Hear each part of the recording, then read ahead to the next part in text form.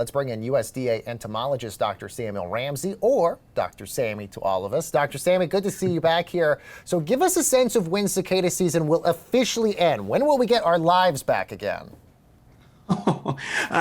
So I will say, I haven't lost my life in this process. For some of us, things have gotten a lot more exciting. But I do understand that there's some people out there that have been listening to this sound for a long time. They're ready for it to die down.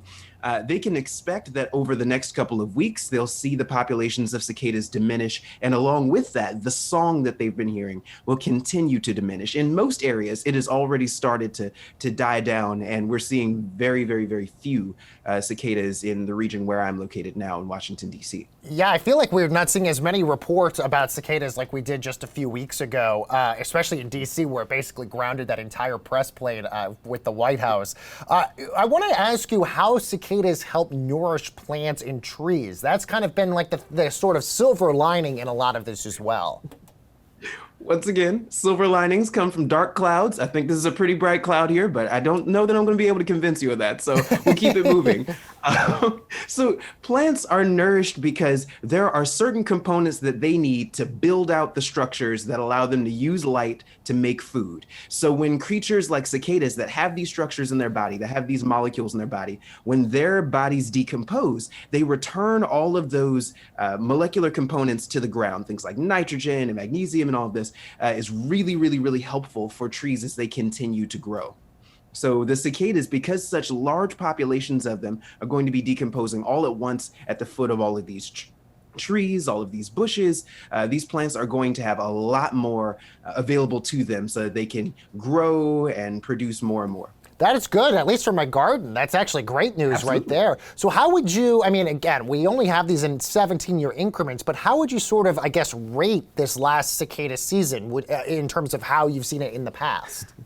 It is the most exciting cicada season I have ever been around for. I know that I have a fairly small sample size considering I wasn't alive the season before the last one. So 2004 and 2021 are the only ones that I've seen. But this year has been so different. One of the reasons for that would be we have social media available to us. And so this became a shared experience that we were able to kind of live stream to our friends and our family and really be a part of that connection. In addition, the pandemic, with us all being connected by the uniting experience of the pandemic, I think it also connected us to the cicadas, to their story of isolation underground and our story of being isolated.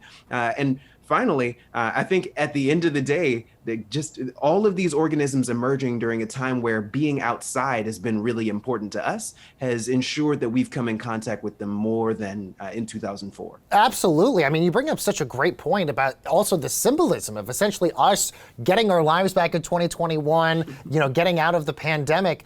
I almost feel like there was a cultural element here where cicadas played a role in all of this. How do you sort of see them culturally after all of this? Culturally, I think cicadas represent this communal connection. Cicadas all have to emerge at once. It's a one for all for one sort of dynamic. And we've had to consider similar things, like in the process of thinking about masking up, in the process of thinking about vaccinations. It hasn't just been an idea about yourself, it's been an idea about everyone and how we can protect everyone. By the cicadas emerging from underground all at once, they protect a much larger community. If a bunch of them decided, all right, we're all going to show up, a couple of weeks before, and we're all going to show up 4 weeks after the rest of you guys, those cicadas unfortunately would get eaten. They wouldn't be able to contribute to the rest of the population. So by all of them showing up at the same time, they can overwhelm the predators. They show up in such numbers that all the predators can't eat them at once. And so when the predators are satiated, they can go off and produce their eggs and continue on with the population. There was a lot of things we learned about cicadas over this last season. We saw that they went to South Carolina and Alabama for the very first time. Alabama, I believe, since the 19th century. What other sorts of revelations maybe did we learn or unpack during cicada season? And are there still a lot of lingering questions that we still have about this species that we still didn't get answered this last season? Oh, absolutely. When you're studying an organism that shows up once every 17 years, you have to prioritize particular questions, and you've really got to jump in while you have that opportunity. And so every time they show up, there will still be lingering questions as they leave, because think about it. They haven't been here that long. For some of you who haven't enjoyed their presence quite as much, it may feel like they've been here forever, but it's just been really a few weeks that they've been around and there in full force. So questions such as how they coordinate their mass emergence the ways that they have can be really incredible questions to ask and utilize for things like machine learning, where we have to coordinate a bunch of machines at the same time. It's incredible to think about how these organisms are able to do exactly that without the ability to really communicate with each other regularly.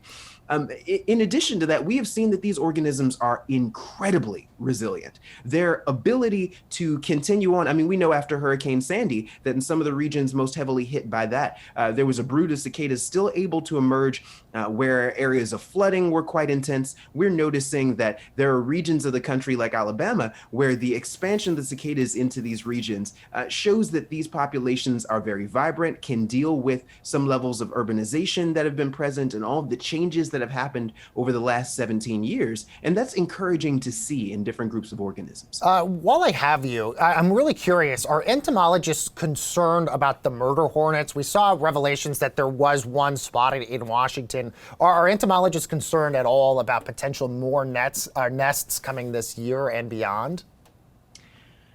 Asian giant hornets are absolutely something that we have our attention focused on. The United States Department of Agriculture, the Animal Plant Health Inspection Service, in connection with the Washington State Department of Agriculture, we have all been working together to make sure that we can better identify exactly where these hornets are coming from, where they are most present. And so the fact that one was found in a county where we had not previously seen detections of it, one, we are really glad for that information, because that came in through citizen science. About 50% of the detections that have been found thus far have been through citizen science. Citizens have been setting out traps, have been keeping an eye out for these organisms, and it really is a testament to the success in that process of individuals becoming more and more involved in the scientific process and the work that the Washington State Department of Agriculture has done to get this information out there. As part of the USDA, we've been working hard to better identify where these organisms are coming from. A lot of work has been done to look at the genome of these organisms. And that's one of the reasons why we know that this is a separate detection from a separate genetic line than others that we've seen in the past. And that is one of the reasons why it's really created a lot of focus within the scientific community to best identify where these have come from. Because now we have 3 different detections from the one found in British Columbia, the nest found in Whatcom County, and now this specimen, all of which seem to be from different genetic lines. Our favorite go-to for all of this stuff, Dr. Sammy, always a pleasure to have you here, USDA entomologist, Dr. Samuel Ramsey. Great to have you here, doctor.